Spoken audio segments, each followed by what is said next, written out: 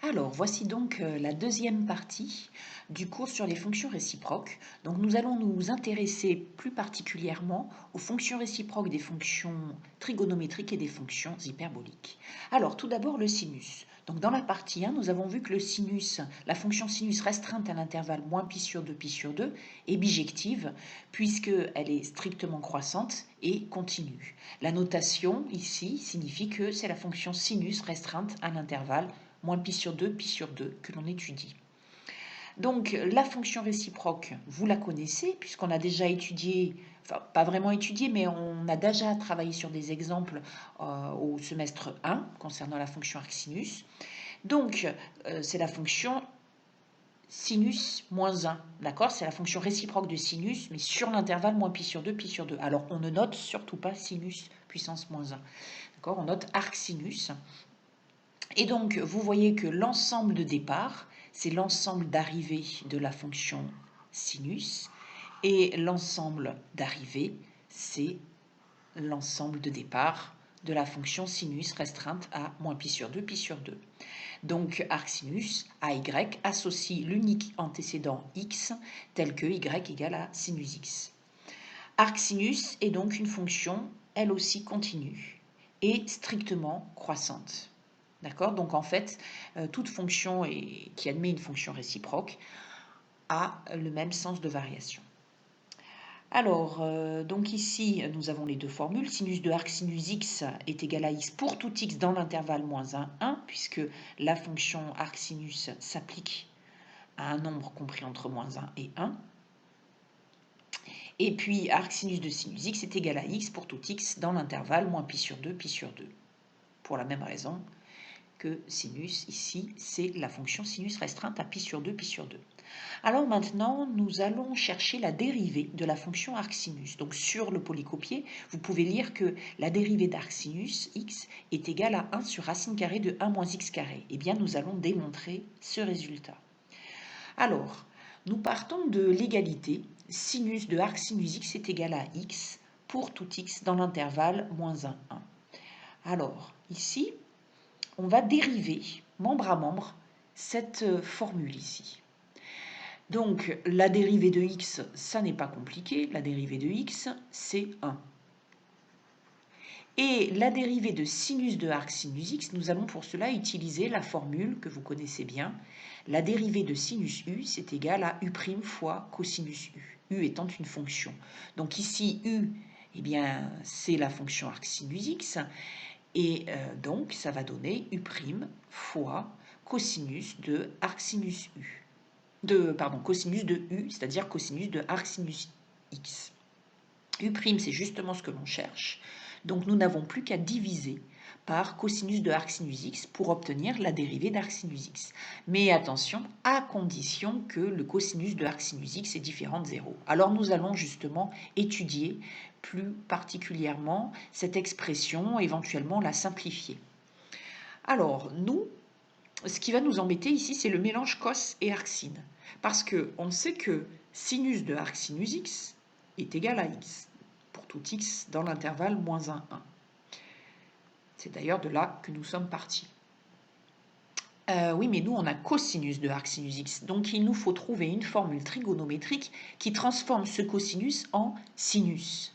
Alors, il n'y en a qu'une qui va pouvoir nous permettre de faire ceci, c'est cosinus carré de alpha plus sinus carré de alpha est égal à 1. Le alpha, ce sera donc arcsinus x. Alors, nous, on a cosinus, donc nous allons obtenir cosinus carré de alpha égale à 1 moins sinus carré de alpha. Alors, ce qui nous embête, c'est le carré, mais vous allez voir, ça ne va pas nous embêter longtemps. Cosinus carré de arcsinus x est donc égal à 1 moins sinus carré de alpha, alpha étant arcsinus x. Alors, nous savons que sinus de arcsinus x est égal à x, donc sinus carré de arcsinus x, c'est sinus de arcsinus x, le tout au carré, donc x au carré. Voilà pourquoi le cosinus carré de arcsinus x est égal à 1 moins x carré. Alors maintenant, nous allons élever à la racine carrée. Ah, mais attention, quand vous élevez à la racine carrée, cosinus de arcsinus x va donc être égal à plus ou moins la racine carrée de 1 moins x carré. Comment savoir si c'est plus ou moins. En tout cas, ce qui est sûr, c'est que c'est l'un des deux, puisque sinus est bijectif sur moins pi sur 2, pi sur 2. Alors, eh bien, ici, vous voyez, vous avez arc sinus x, votre alpha. Alpha, arc sinus x, nous avons vu tout à l'heure que c'est un angle compris entre moins pi sur 2 et pi sur 2. On peut le voir dans la définition ici précédente. D'accord? Arc sinus x, eh bien, est un angle compris entre moins pi sur 2 et pi sur 2. Donc, notre angle ici, voilà, arc sinus x, alpha, il est compris entre moins pi sur 2 et pi sur 2. Et entre moins pi sur 2 et pi sur 2, qu'est-ce qui se passe pour le cosinus? Eh bien, il est toujours positif. Le cosinus d'un angle compris entre moins pi sur 2 et pi sur 2 est toujours positif. Voilà pourquoi on va obtenir plus racine carrée de 1 moins x carré. Donc ici, je reviens à cette formule. On remplace cosinus de arc sinus x par racine carrée de 1 moins x carré. Et ici, racine carrée de 1 moins x carré, attention, doit être non nulle. Donc on va travailler dans l'intervalle ouvert, moins 1, 1. Voilà pourquoi la formule de dérivée de arc sinus x, c'est égal à 1 sur racine carrée de 1 moins x carré pour tout x dans l'intervalle ouvert, moins 1, 1. Alors maintenant, la représentation graphique de arc sinus x. Alors vous avez ici en rouge la représentation graphique de sinus de x. D'accord? Donc ça c'est entre moins pi sur 2, ici on a moins pi sur 2, et de l'autre côté pi sur 2. Donc pour obtenir la représentation graphique de arc sinus, eh bien nous allons tracer la droite d'équation y égale x ici, et puis le symétrique de la courbe représentant sinus en rouge par rapport à la droite y égale x. Voilà pour la fonction arcsinus réciproque de sinus restreinte à moins pi sur 2, pi sur 2. Passons à arc cosinus. Alors, cette fois-ci, nous allons nous intéresser à la fonction cosinus restreinte à l'intervalle 0pi, comme nous l'avions vu dans la première partie. Elle est donc continue et strictement décroissante. Donc, d'après le théorème de bijection, elle est bijective et admet une fonction réciproque notée arc cos et appelée arc cosinus. Donc, nous l'avions là aussi rencontré en semestre 1. On avait même travaillé sur quelques exemples numériques. Là, toujours pareil, hein, l'ensemble de départ de arcos, c'est l'ensemble d'arrivée de cos, et l'ensemble d'arrivée de arcos, c'est l'ensemble de départ de cosinus restreinte à 0pi. Arcos est également continue et strictement décroissante. Elle a le même sens de variation. Nous avons toujours les mêmes formules. Cosinus de arcos x est égal à x pour tout x dans l'intervalle moins 1, 1. Et arcos de cos x est égal à x pour tout x dans l'intervalle 0pi, puisque le cos s'applique à un angle compris entre 0 et pi. Alors maintenant, nous allons faire le même exercice que précédemment, c'est-à-dire que nous allons démontrer que la dérivée de arc cos x est égale à moins 1 sur racine carrée de 1 moins x carré. Donc, vous pouvez mettre sur pause pour chercher, puisqu'en fait, il s'agit du même raisonnement que précédemment, et après mettre sur play pour voir la solution. Voilà, donc ici, le cosinus de arc cos x est égal à x pour tout x entre moins 1 et 1. Nous partons de cette formule, nous la dérivons. La dérivée de x, c'est 1. La dérivée de cos de arc cos x, eh bien pour cela, nous utilisons la formule dérivée de cos u qui est égale à moins u' fois sinus u. Donc ici, u, ça va être arc cos x. Donc ça fait moins u', ce que nous cherchons justement, fois le sinus de arc cos x. Nous n'avons plus qu'à diviser par sinus de arc cos x à condition que sinus de arc cos x soit bien entendu non nul. Et puis, comme nous l'avions fait précédemment, nous, ce qui nous embête ici, c'est le sinus. On aimerait bien avoir cosinus de arc cos x qui fait x. Donc, à l'aide de la formule sinus carré de alpha égale à 1 moins cos carré de alpha, nous allons pouvoir simplifier notre expression. Cos carré de arc cos x, ça donne x au carré. Et donc, sinus carré de arc cos x, 1 moins x carré. Nous élevons le tout à la racine carrée. Donc, attention, racine carrée d'un carré, c'est les valeurs absolues. D'accord? Donc, ça va donner plus ou moins la racine carrée de 1 moins x carré. Et comme ici, arc cos x, je vous rappelle, il s'agit d'un angle compris entre 0 et pi, d'après sa définition, hein, nous l'avons vu précédemment. Alors, sur 0pi, nous regardons bien, pardon, excusez-moi, le sinus d'un angle compris entre 0 et pi est toujours positif. Donc, nous allons choisir la solution plus racine carrée de 1 moins x carré. Nous n'avons plus qu'à remplacer dans la formule, donc on obtient moins 1 sur racine carrée de 1 moins x carré, qui existe à condition que le dénominateur soit non nul, et que 1 moins x carré soit positif, mais ça, de toute façon, au départ, on travaillait déjà sur l'intervalle moins 1, 1. D'accord? Donc les crochets ici sont ouverts. Voilà pour la dérivée d'arc cos x, c'est donc moins 1 sur racine carrée de 1 moins x carré. Ici, la représentation graphique de arc cos, donc toujours la même chose. Nous partons de la fonction cos restreinte à l'intervalle 0 pi. Ici, vous avez pi. Voilà, et puis par symétrie orthogonale par rapport à l'axe y égale à x, nous traçons donc la fonction arc cos x. Voilà, vous pouvez mettre sur pause si vous souhaitez ou avancer. Donc maintenant, nous allons étudier la fonction arctangente. Donc, dans la partie 1, nous avons vu que la fonction tangente restreinte à l'intervalle ouvert, moins pi sur 2 est bijective, puisque strictement croissante et continue. Elle admet donc une fonction réciproque appelée arctangente que nous avons beaucoup utilisée en semestre 1 pour déterminer les arguments de nombres complexes. Donc ici, toujours la même chose, hein, l'ensemble de départ, l'ensemble de définition d'arctangente, c'est l'ensemble image de tangente, et l'ensemble image d'arctangente, c'est l'ensemble de définition de tangente restreinte à moins pi sur 2, pi sur 2. Cette fonction est continue et strictement croissante, elle a donc le même sens de variation que la fonction tangente, et nous avons toujours les formules. Lorsque nous composons tangente et arctangente ensemble, nous obtenons l'identité, c'est-à-dire nous obtenons à nouveau x. Alors attention par contre aux intervalles, hein, c'est comme pour les fonctions arccos et arcsine précédemment. Donc ici, dans ce sens-là, arctangente x s'applique à un nombre réel, donc x est réel. Et puis ici, arctangente de tangente x, tangente est restreinte à l'intervalle moins pi sur 2, pi sur 2. Donc cette formule est valable sur l'intervalle ouvert, moins pi sur 2, pi sur 2. Alors maintenant, je vous laisse chercher la dérivée de arctangente x, comme nous l'avions fait dans les exemples précédents. Alors c'est encore plus simple que dans les exemples précédents. Vous pouvez mettre sur pause et puis ensuite chercher.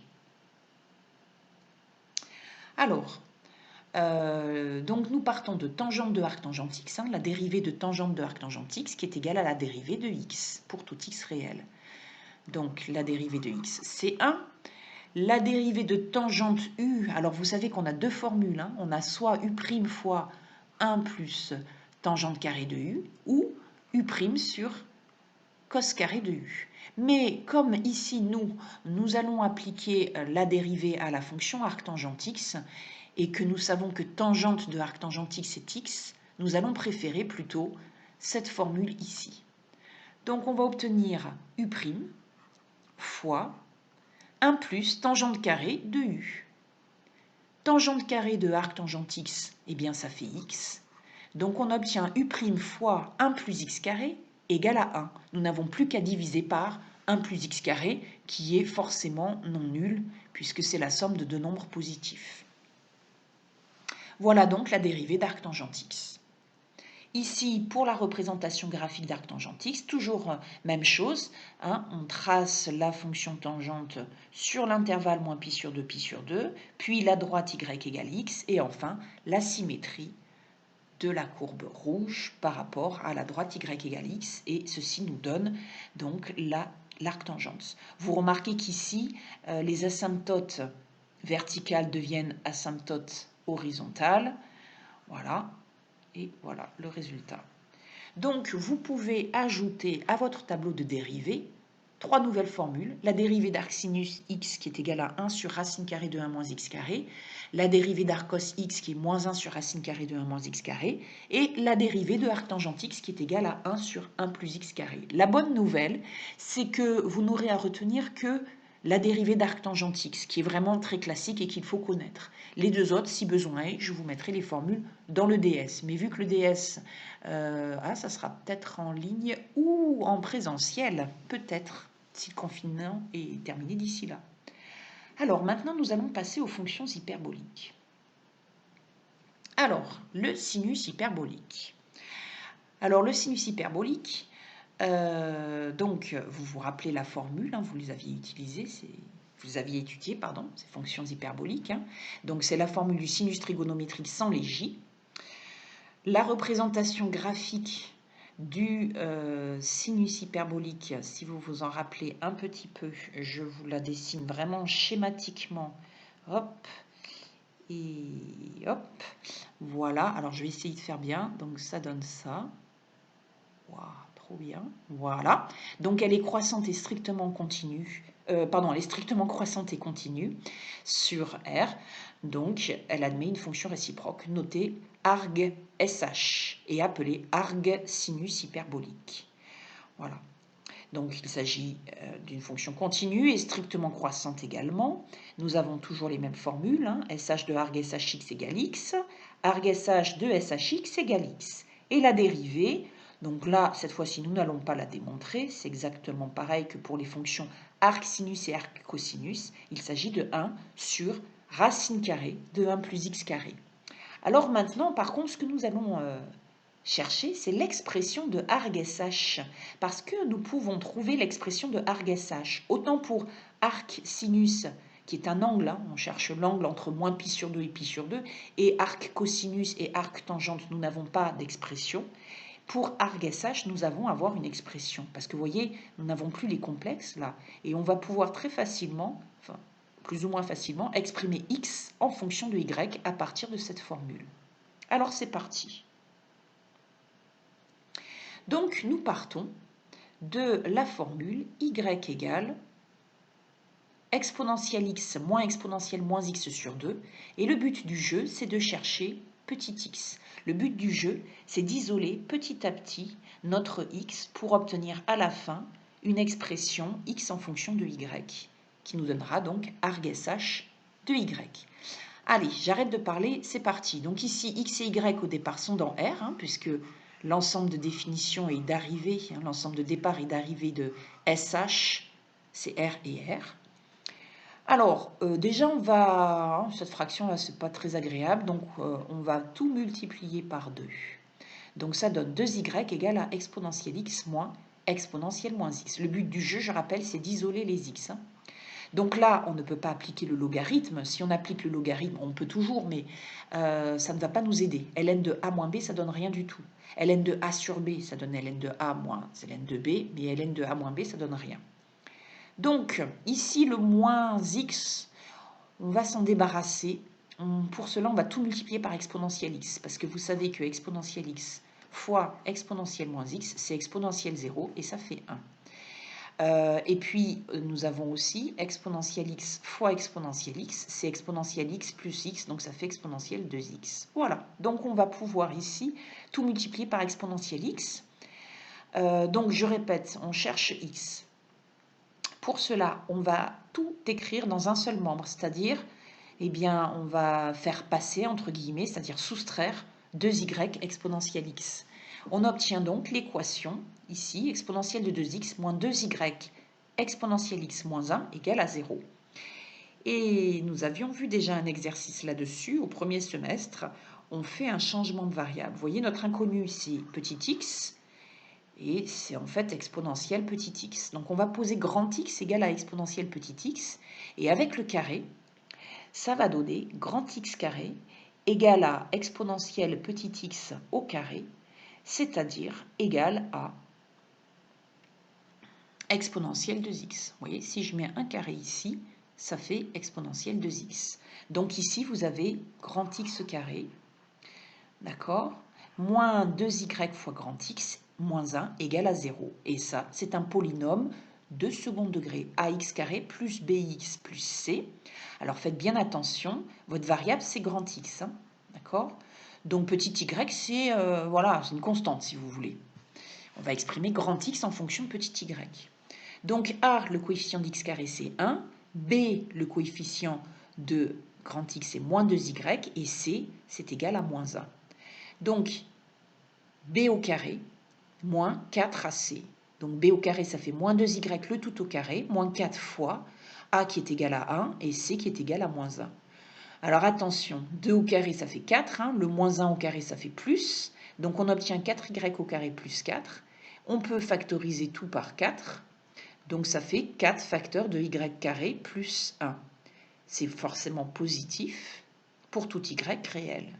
Donc delta est positif, on obtient donc deux solutions, grand x1 et grand x2. Donc grand x1 c'est moins b plus racine carrée de delta sur 2a. D'accord? Et puis moins b, donc ça va faire 2y. Racine carrée de delta, ça va donner racine carrée de 4 fois racine carrée de y carré plus 1. Racine carrée de 4, ça fait 2. Voilà. Et donc, vous voyez que nous pouvons tout simplifier par 2, parce qu'au numérateur, ici, on va pouvoir factoriser par 2. Ça fait 2 facteurs de y plus racine carrée de y carré plus 1. Et donc, on n'a plus qu'à simplifier par 2. Et on obtient y plus racine carrée de y carré plus 1. On fait pareil pour grand x2, donc cette fois-ci, on va obtenir la même formule, mais avec un moins au milieu, puisque c'est moins b moins racine de delta sur 2a. Et là, maintenant, on se dit, mais cette solution, elle est positive, d'accord? Puisque racine de y carré plus 1 est positif, et c'est plus grand que y en valeur absolue, forcément. Donc tout ça, ça va être positif, et ça va être négatif. Alors, pourquoi je dis ça? Parce que vous vous rappelez, on a posé le changement de variable, grand X égale à exponentielle X. C'est petit x qu'on cherche, hein, mais grand X, c'est forcément positif, puisque la fonction exponentielle est positive. Donc, cette solution-là, on peut l'enlever. D'accord? Donc, ça veut dire que maintenant, nous n'avons plus qu'à résoudre exponentielle petit x égale à y plus racine carrée de y carré plus 1. Alors, c'est ce que nous allons faire dans la diapositive suivante. Voilà, donc on obtient exponentielle x égale y plus racine carrée de y carré plus 1. Je vous rappelle que nous, ce que l'on cherche, c'est x. Donc, nous n'avons plus qu'à appliquer la fonction logarithme des deux côtés. Donc, ça se simplifie et on obtient donc x. Alors, x, c'est quoi? X, c'est arg sh de y. Et voilà, nous avons trouvé l'expression de arg sh de y. Il s'agit de ln de y plus racine carrée de y carré plus 1. Voilà. Pour la représentation graphique, bon là il y a eu un petit souci avec la droite qui s'est déplacée, j'ai dû faire une manip malencontreuse. Donc évidemment cette droite c'est y égale x, elle passe par 0. Et donc vous avez ici en rouge la représentation graphique de SH, et par symétrie par rapport à la droite d'équation y égale à x, en bleu, la représentation graphique de arg SH.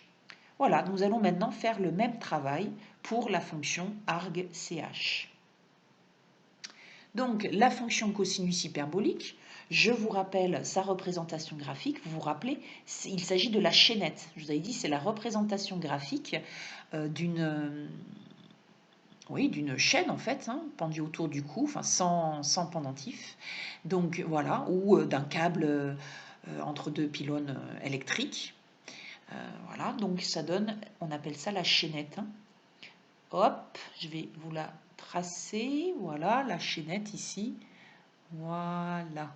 Et là, ici, vous vous rappelez qu'en 0, la chaînette, voilà, le CH, le cosinus hyperbolique, est égal à 1. D'accord? CH de 0 est égal à 1. Donc, la fonction cosinus hyperbolique est définie sur R. D'accord? Elle est définie sur R. Et son ensemble d'images, c'est 1 plus l'infini. Mais, comme sur R, elle n'est pas bijective, vous le voyez très bien, elle n'est pas bijective, à tout y il va correspondre deux antécédents, x1 et x2. Donc les mathématiciens ont décidé de la restreindre à l'intervalle R+. Donc ici, toute cette partie-là, on l'enlève. On travaille uniquement sur R+. Donc sur R+, la fonction est strictement croissante et continue. Elle est donc bijective et admet une fonction réciproque que l'on note arg CH et que l'on appelle arg cosinus hyperbolique. Donc elle est définie de quelle façon? Eh bien l'ensemble ici, départ, l'ensemble de définition, c'est l'ensemble image de la fonction CH. Et l'ensemble arrivé, c'est-à-dire l'ensemble image, c'est l'ensemble de définition de CH.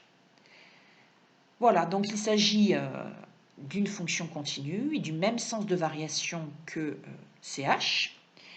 CH de arg CHX est égal à x pour tout x dans l'intervalle 1 plus l'infini, puisque arg CH est défini sur 1 plus l'infini, et de même que arg CH de CHX est égal à x pour tout x dans l'intervalle 0 plus l'infini, puisque on travaille ici sur l'intervalle 0 plus l'infini.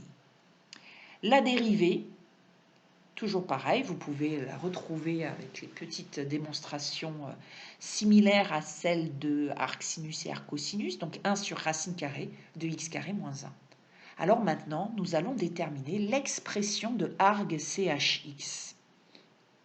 Donc, alors le raisonnement est le même que celui pour trouver l'expression de arg SHX.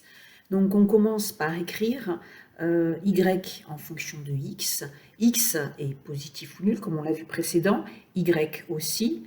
On multiplie par exponentielle x les deux membres de cette équation, en multipliant d'abord par 2, donc on peut faire d'une pierre deux coups, en multipliant par 2 exponentielle x directement. Donc ce qui donne ici ce résultat, on fait un changement de variable, on pose grand X égale à exponentielle x, comme tout à l'heure on obtient un polynôme de degré 2, on calcule le discriminant, on obtient 4 facteurs de y carré moins 1 qui est supérieur ou égal à 0. Pourquoi? Eh bien justement parce que comme y est supérieur ou égal à 1, y va être au carré va être supérieur ou égal à 1 également, et donc y carré moins 1 est positif. Alors maintenant, nous avons donc deux solutions réelles, grand X1 et grand X2, avec les formules que vous connaissez bien, on simplifie jusqu'au bout. Et là, on va prendre en compte le fait que x est positif ou nul. Comme x est positif ou nul, exponentielle x va être supérieur ou égal à exponentielle 0, qui est égal à 1.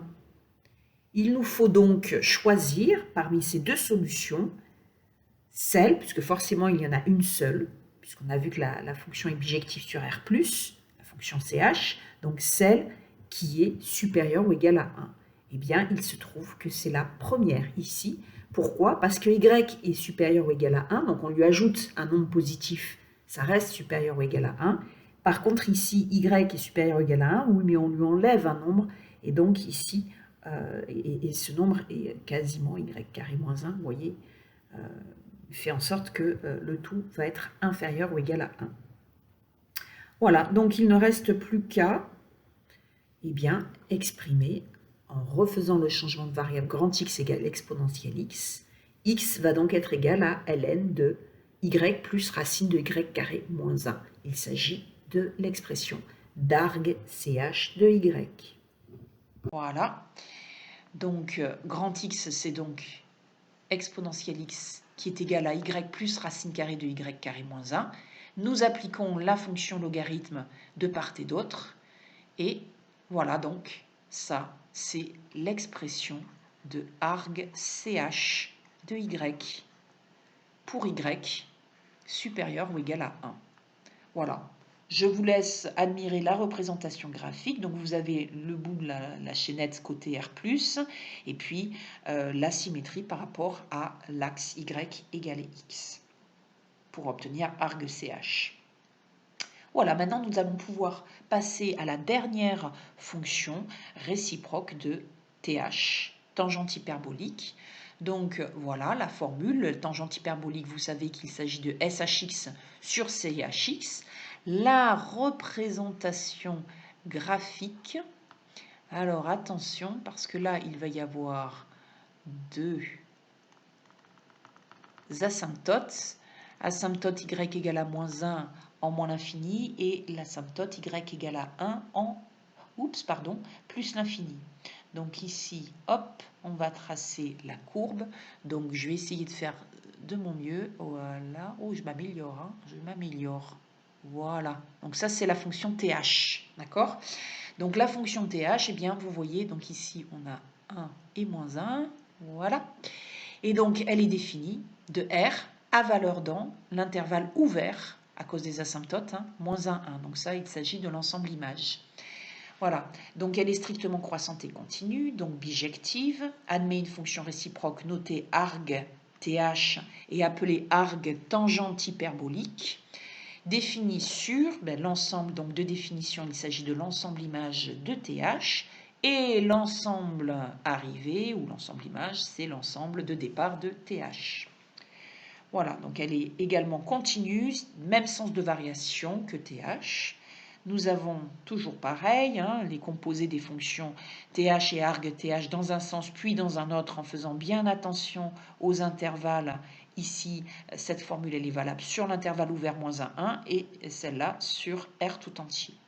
La dérivée de arg thx, ne vous embêtez pas à la démontrer, c'est 1 sur 1 moins x carré. Alors maintenant, nous allons chercher la formule de arg th, comme nous l'avions fait précédemment pour arg sh et arg ch. Alors ça va être encore plus simple, hein, je vous rassure. Donc ici, donc nous partons de l'expression de th avec les exponentielles. Toujours pareil, on va multiplier au numérateur et au dénominateur cette fois-ci par exponentielle x de façon à ne plus avoir ces exponentielles moins x. Donc, on distribue exponentielle x fois exponentielle x, ça fait exponentielle de 2x, moins exponentielle moins x fois exponentielle x qui fait 1, sur, voilà, la même chose avec un plus. Donc c'est toujours désagréable d'avoir des fractions, donc nous allons multiplier par exponentielle de 2x plus 1 aux deux membres de l'équation, les deux membres. Et donc, alors, ce qu'il faut bien voir, ce qu'il ne faut pas perdre de vue, c'est que c'est x que nous cherchons, d'accord? Donc là, on a x des deux côtés, donc on est obligé de développer, on n'a pas le choix. Donc ça fait y fois exponentielle de 2x plus y fois 1.